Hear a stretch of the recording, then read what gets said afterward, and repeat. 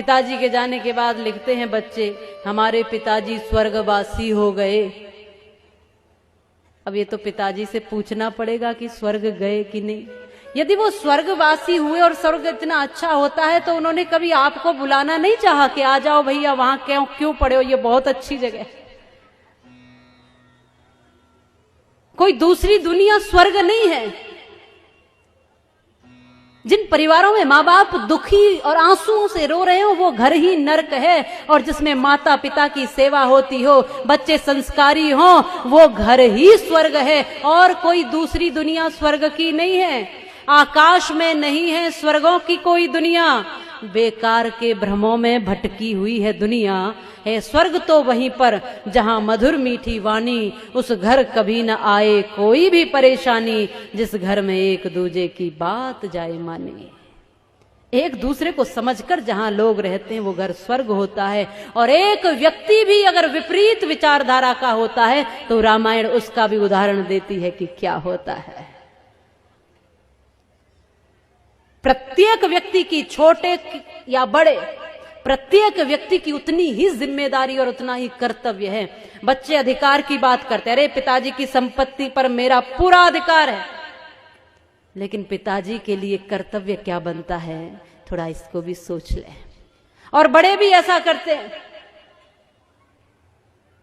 अरे भाई पैदा किए हैं तो कौन सी बड़ी बात है, उनका भी एक जीवन है, वो भी एक स्वतंत्र सत्ता है ईश्वर की, वो भी एक वही तत्व है जो तुम है। इसलिए छोटा हो ये सोच करके उसको छोटा नहीं समझना है। प्रत्येक व्यक्ति ईश्वर का अंश है। हो सकता है कि बड़े लोग कुछ दिन पहले इस दुनिया में आ गए हैं, बच्चे थोड़े दिन बाद इस दुनिया में आए हैं, बस उतना ही तो अंतर है, समय का अंतर है बस। क्योंकि बड़प्पन तो व्यक्ति के कर्म से होता है। जो छोटों को भी गले से लगा कर चले, जो छोटों को भी संभाल कर चले, जो छोटों को भी उनका कर्तव्य बताते हुए उनकी भावनाओं को समझते हुए चले, वो बड़ा है, चाहे फिर वो कोई भी हो।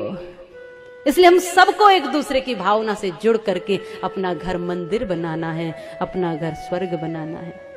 वो एक गीत गाती थी पहले, घर में महिलाएं माताएं गाती थी कि घर को ही मंदिर बनाऊंगी, कहीं बाहर न जाऊंगी। शायद आप भी गाते हो। पहले हमने सुना था कि सास अपनी को कौशल्या बनाऊंगी, ससुर जी को दशरथ बनाऊंगी, पति को मैं राम बनाऊंगी, कहीं बाहर न जाऊंगी। मैंने ऐसे कुछ शब्द गाती थी कि मैं घर को ही मंदिर बनाऊंगी, घर ही तीर्थ बन जाएगा। जब मैं देखूंगी तो दशरथ और कौशल्या के रूप में देखूंगी सास ससुर को, पति को देखूंगी तो राम के रूप में देखूंगी, और यदि मैं खुद पार्वती बनी तो भोलेनाथ के रूप में देखूंगी, और मेरा तीर्थ, मेरा मंदिर, मेरा घर ही हो जाएगा।